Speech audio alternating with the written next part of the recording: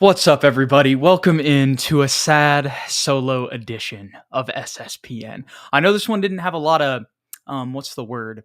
I didn't push this one out. I didn't promote this episode enough, but I had a busy day. And for those of you guys who may be watching afterwards, I actually was at the Frostbank Center earlier today. So check out my Twitter at Jude McLaren. I covered the San Marcos Rattlers playing the Georgetown Eagles. San Marcos got a dub. Shout out to them. And I also got to step foot on the new City Edition court and see it in person before maybe even the Spurs got to do so. And we saw when they did step on the new City Edition court, it unfortunately was not the best performance. The Spurs have their ninth straight loss. I'm sure a lot of you guys are wondering where Ethan's at as well. He actually was supposed to do tonight, but then had some last minute stuff come up, and we apologize for a little bit of the hiatus over the past week. And that might come a little bit this week as well, as we got Thanksgiving coming up. But we're going to keep the content pushing out to you guys as soon as we're able to. We just had some life stuff come up. So stay tuned to our Twitter, stay tuned to the YouTube, and we'll start putting out these post games as much as we can. And it's actually Ethan's birthday tomorrow, so y'all give him some shout outs. He was saying, do this one for me. So I'm here for you despite a 25-point loss against the Clippers. To be honest, y'all, I don't really have too much to take away. Shout out to Film Room in here. I appreciate the love. I appreciate it. To be honest, I didn't really watch the second half that closely after the first 5 minutes. I know they came back, fought back a little bit at the end of the third, but what ensued at the beginning of the third quarter, continued the entire fourth quarter. Once again, the bane of the Spurs continues to be the third quarter. When those other teams that are more experienced than them, that have better players than them, to be bluntly, come out and make adjustments, we just kind of get cooked. I wish I had some more positive news for you guys, but unfortunately, that's just kind of been the story of the season. I'm not sure exactly what the statistics are on that. But regardless of the statistics, if you've been watching the Spurs this year, game by game, you've seen the drop-off coming out of the second half. We've had some games that are a little bit better than others, but overall, that has been really tough for the Silver and Black this season. I'll get into a little bit of the box score here, so you guys just don't have to look at me the whole time. But it's not going to be pretty either. But we have to talk about something, right? I'll get into some other things, though, just because I'm sure a lot of people want to hear about, just some overall thoughts with everything else that's been going on, just over the past couple games here for San Antonio, because we've had some good things. We have had some, it's all been losses, obviously, but I'm on the Clippers schedule. What is happening right now, ESPN? Let's go down here. This is what we want, right? So basically what I'm referring to is the Kings game and the Grizzlies game, okay? So we did see some good things in those, but at the end of the day, we still had the same issues. Obviously showed a lot more fight in that Kings game than we did tonight. And then in that Grizzlies game, we just unfortunately saw another second half and specifically a fourth quarter collapse. And that's just, I think what I've really realized over these past couple, games, since Ethan and I have been out, what I would say is that I've kind of recalibrated my expectations. I know we said we're going to wait for a long time. We're going to wait until Christmas until we have anything definitive. There's still almost 70 games left in the season. So maybe this team could flip the switch and, around like January and maybe contend for that play-in. But I just really don't think that that's going to happen, especially with how we're continuing to use our injuries, if that makes sense. Like, maybe Devin really can't go, and I'm sure that they're following their protocol, but if this was a championship team, there might be a chance that he would be playing. Maybe he wouldn't, maybe the Spurs will always be that way, but regardless of that, if we're going to keep guys out for little nagging injuries, that's just going to completely, in my opinion, that's going to completely decimate our chances, because the only way that it feels like we have a chance, other than, like I said, you had the Grizzlies game. You've had a couple other examples here and there where we've had guys out, but still only those 3 wins. I'm pretty sure that Devin, Keldon, and Wembanyama have been, close to 20 points in all of those games. And I'm losing my train of thought here a little bit. Sorry, I had some notifications. But the point that I'm getting to here is when you take somebody out of our lineup, right? Like you had all those three guys in all those games. That's what I was saying. There's just like a whole laundry list, grocery list of problems that arise. You know, I don't want to crap on the guys too much, but we've had our guy Champagne starting recently, and we've kind of seen how that's gone.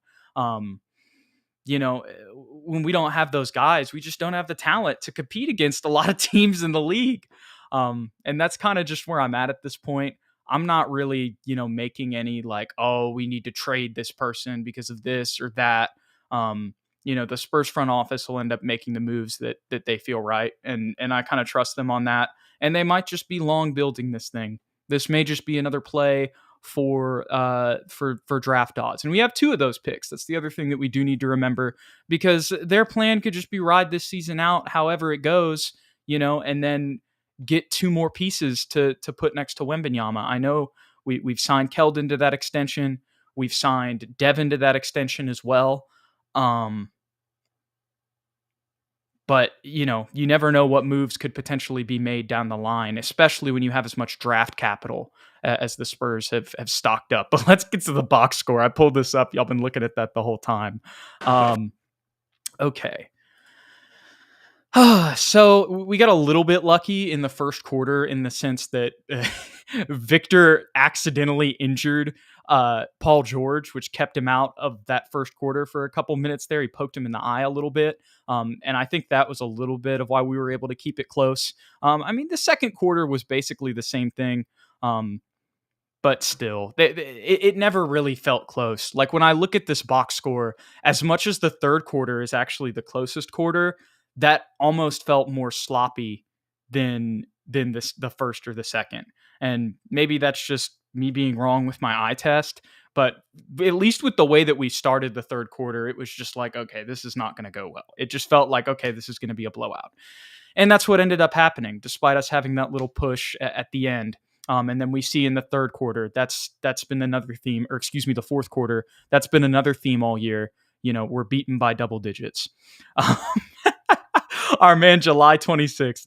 Team so bad, Ethan doesn't want to even show up anymore.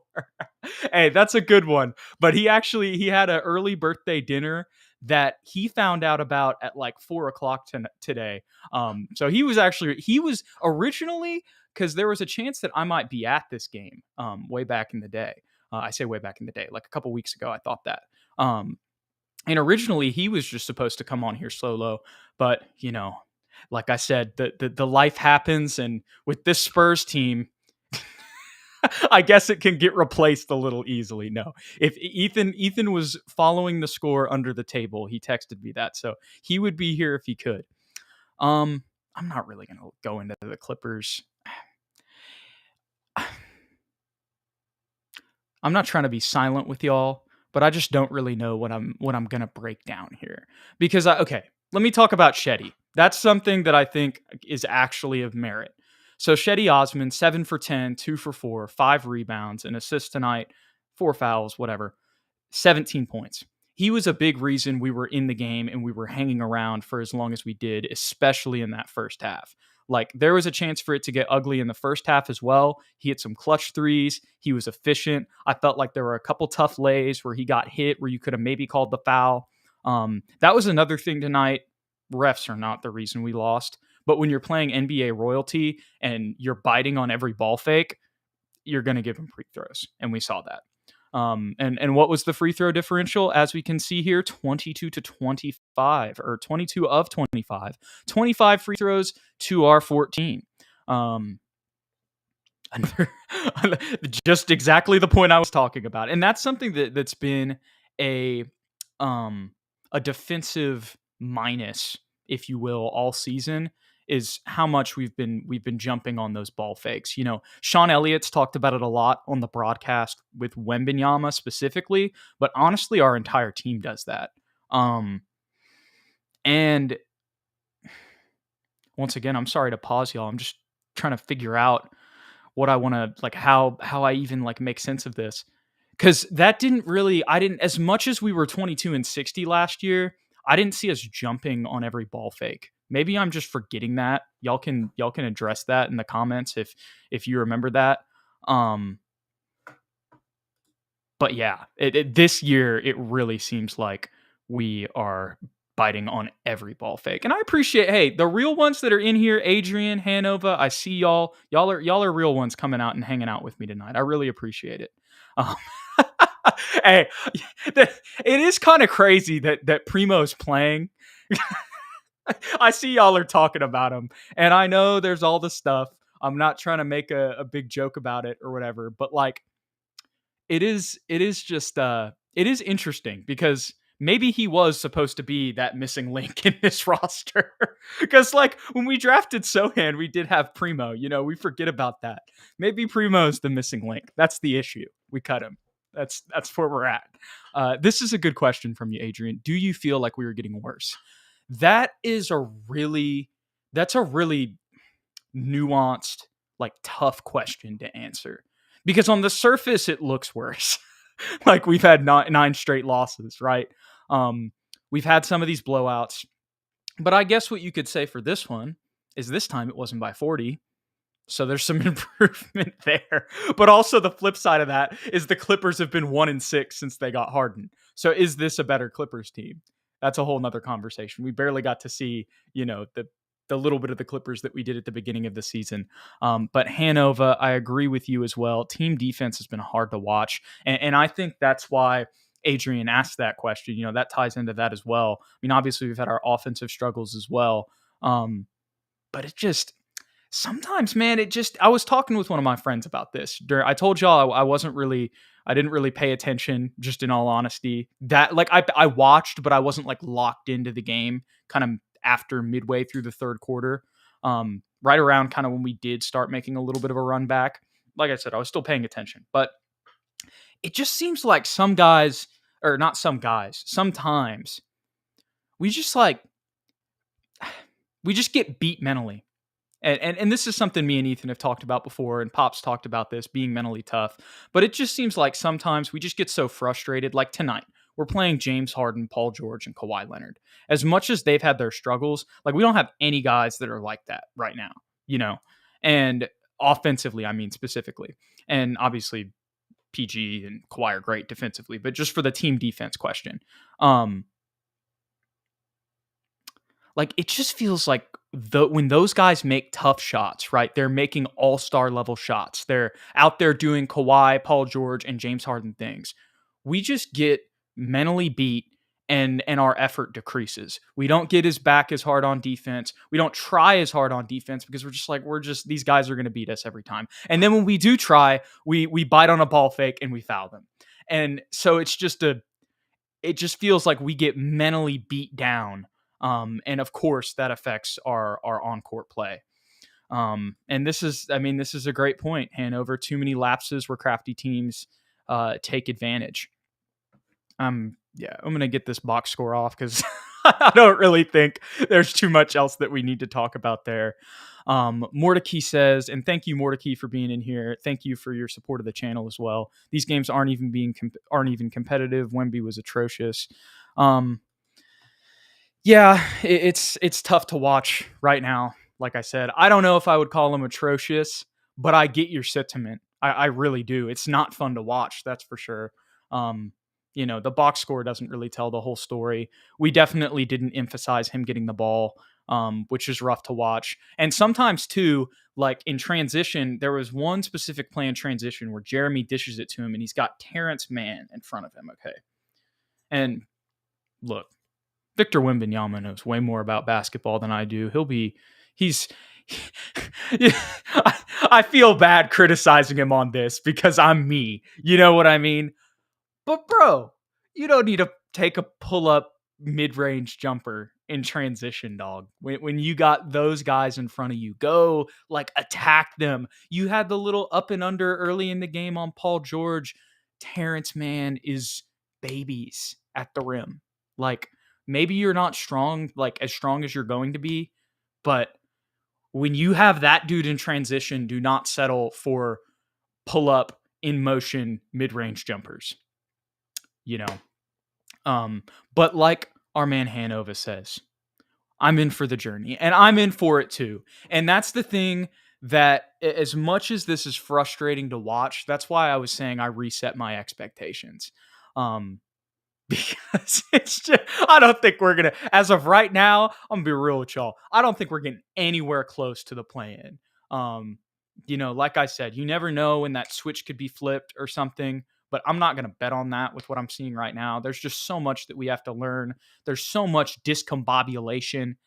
Um, and like I said, on top of us getting beat in the game, X's and O's wise, and sometimes physically as well, when we start to get mentally beat down, then it's just wraps. And that's why I didn't really like I said, I watched, but I wasn't really locked in for the rest of the game because I knew, I hate to say it, but I knew even when I saw they made that little run to give us a sliver of hope going into the fourth, like, or at least at the end of the third quarter there for a second, I, I never really had it, you know? Because I just felt like in the fourth quarter, what was going to happen is what happened in the Grizzlies game, is what's happened in all the other fourth quarters, this year, other than I guess the 3 games that we've won. And hey, Mordecai, you're right. The journey is hard to watch, but we've been spoiled.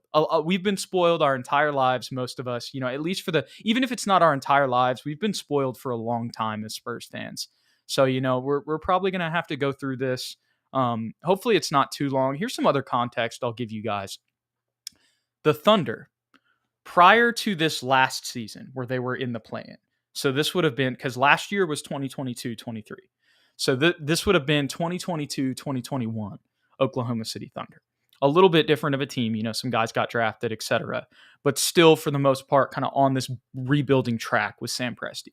They went 24-58. And I don't know if they were the worst defense in the league, from the season before that. And Ethan made that comment in an earlier live this season where he said, it was probably a little bit too much to expect a team that was last in the league defensively, to make a jump.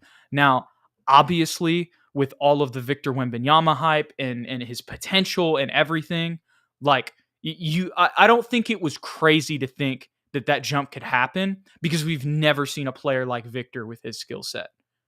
But if you take all of that out and you don't succumb to the Wemby hype, it was probably a little bit crazy to think that we were going to have a big jump there.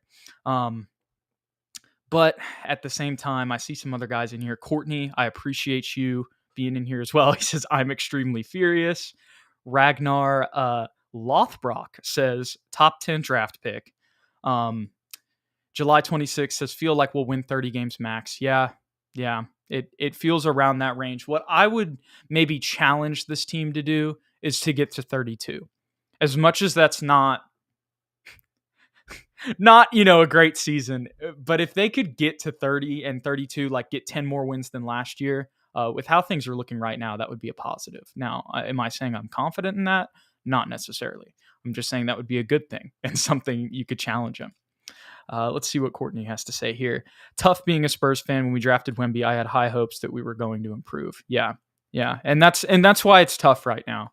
And it's also tough, like going back to Adrian's question, we were asking, are we getting worse? It's tough because you've seen stretches in some of these games where we've like been able to build double-digit leads. And it's like, wow, if we play like this all the time, like we might really be able to just, run teams, but that hasn't been consistent. One, like, I don't think that would happen over a 48-minute pace, even if we were playing our best, just because we're not there yet talent-wise, to compete with these other teams. But at the same time, you're also seeing everything else that we're seeing. And that's why what I was saying is that it's tough because like you see some good things in the midst of all of these losses. But at the end of the day, you're having the same fourth quarter collapses and the same turnovers and the same, miscommunications on defense and offense sometimes as well. Another thing I haven't mentioned in today's live that is a one positive, I do feel like Jeremy's handle has gotten better throughout the season. Now, I'm not saying that he's,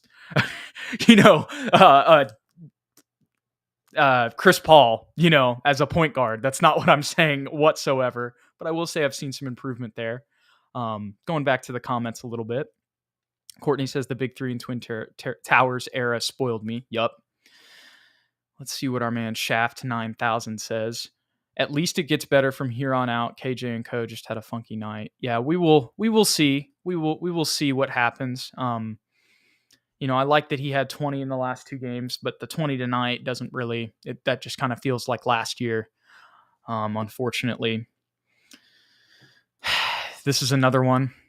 Even if Vassell was healthy, I don't think it would make a difference. Yeah, I think maybe the game would be a little bit closer, but I mean, we've seen that in some other games that he has played during this 9-game losing streak when we've had anybody. And granted, we did have, some of those would be the closer games. If I go back and look at our schedule here, let me see. Like the Miami game, that was a close one. Minnesota as well.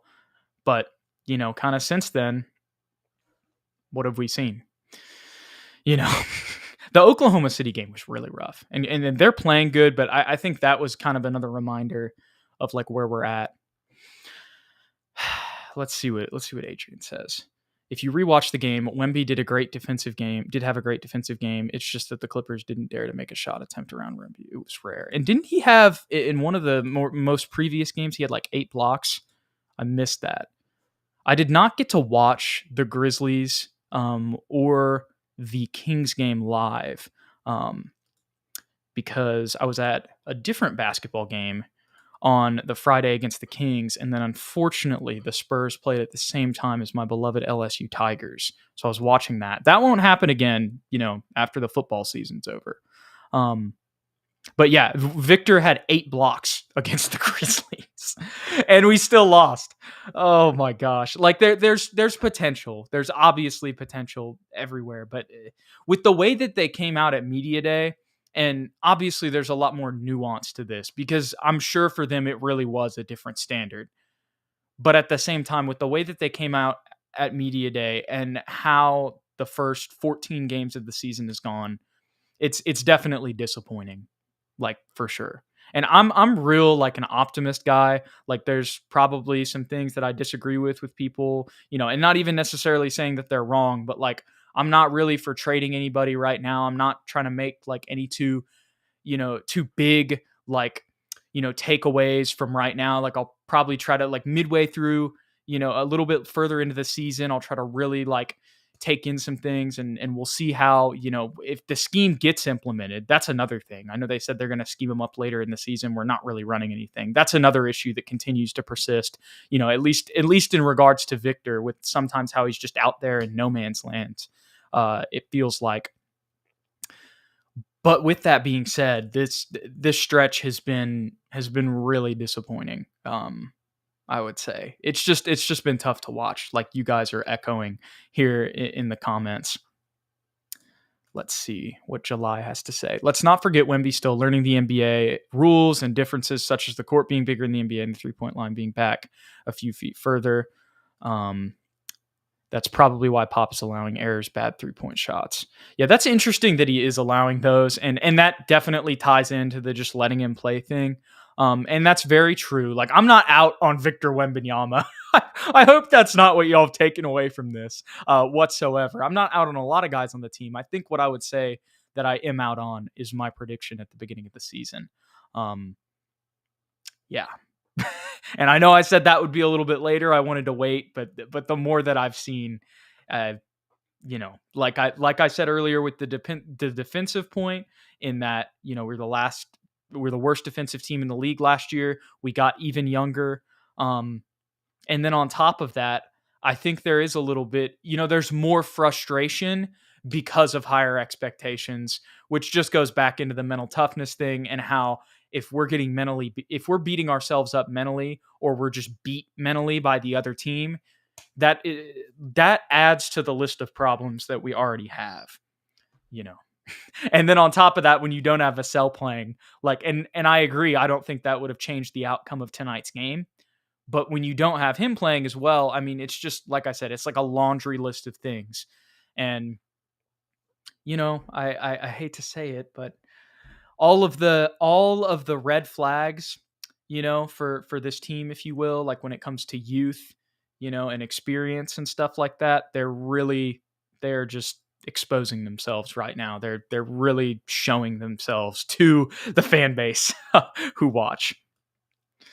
This is another good point here from Adrian that ties into everything. Speaking of spoiled, we also always had veterans. And think about who's been the most consistent guy this year. It's been Shetty, the one veteran really who gets consistent PT. I know Doug gets in there, but Shetty gets it more consistently.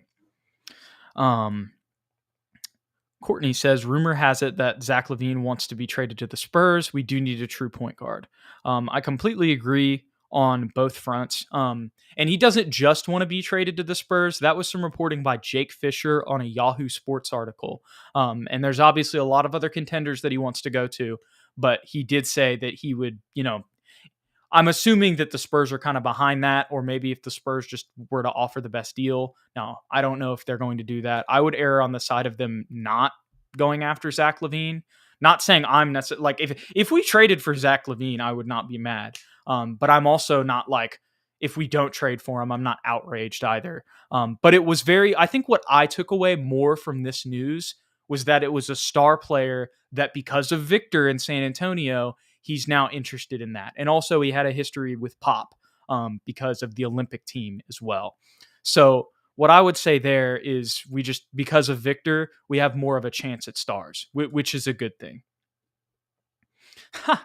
Adrian said that it was hilarious that the Grizzlies tested Wemby. I'm sure that was hilarious for 3 quarters, Adrian. And then they came back in the fourth. And if I would have watched that one, I would have been really sad because I would have been like clowning them, like verbally, not on screen, but like while I was watching the game. And then I would have just saw a collapse ensue in the fourth quarter and I would have just cried. Anyways. Victor's in here. Shout out to Victor, always in here. I honestly want if we make a trade for a PG, I would love for us to go after Alex Caruso. See, now this is something I think might be a little bit more realistic. And believe it or not, Victor, I know our man Ethan is not here, but this is somebody that he texted me that he would be willing to trade for as well. And me and Ethan, we try to be conservative, build out these guys. Let's let the process go. But he texted me about that one too. And I would not be opposed to that whatsoever. I don't think we would have to give up much unless there's some other team out there that just really wants him that's contending. But I think we'd probably be able to have the best offer. And not only would he be able to be a point guard for us, but defensively, he would be huge for us. Like he is really, especially this season, if you go watch some of his possessions and stuff, I mean, he would be an upgrade for us defensively at the point guard spot. That is absolutely for sure. Now, I'm not sure how that would affect the lineups if we were to bring him in. But I'm sure there would be, they would figure out a way. Maybe it would just be as simple as put him in the starting lineup and then move Jeremy to the backup 4. And then you can move Shetty to the backup 3. And then you've got Trey, Malachi, Shetty, Jeremy, and Bassie. And then you could have the starters just as they are now, but put Caruso in. Now that's very far down the line, and the Spurs may not even consider that. They may not make any moves. But if that happened, I could see that. I could see that for sure. Adrian says, it feels like the opponent's game plan is to get switches and shoot away from Wemby.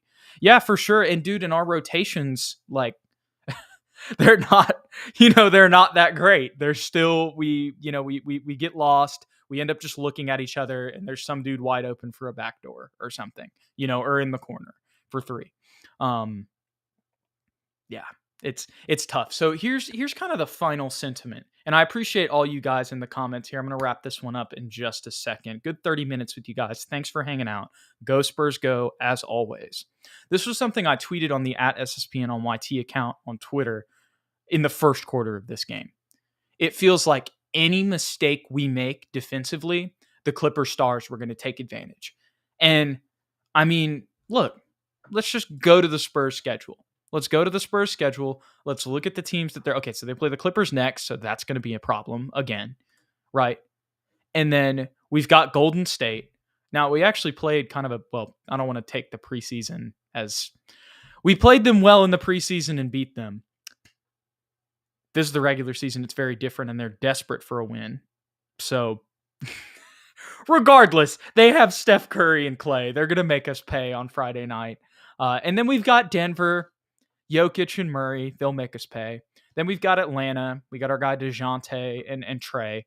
They're going to make us pay. Then we've got New Orleans, Zion, Brandon Ingram, CJ McCollum.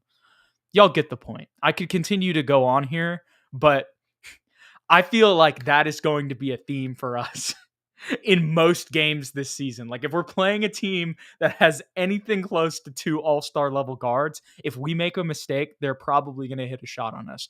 Or they're going to create an open look for a role player, Norman Powell, tonight, and they're going to convert because the shot's so open. Now, I guess my last disclaimer would be, and I'm going to look at these last comments here just before I leave. I see a lot of y'all in here. Thank y'all so much for being in here, guys. I'm not out on, I'm not saying all of these players are trash. I'm not out on, the future core of this team or anything. Like, I'm not like, oh, we need to trade Jeremy, Malachi, Devin Keldon right now. Like, that's not what I'm saying. But this is tough. And with the expectations that I feel like were set in the preseason, it's been below that standard. Like the precedent they set, the play over these last 9 games, these tough last 9 games, it hasn't been met. And it's been tough. It's been tough to watch. This is the last comment that I will have here. Our man Adrian. How about that Keldon Euro on PG? That was the only good thing tonight that I can look back on. Also, Bassie had some good blocks on Zubac.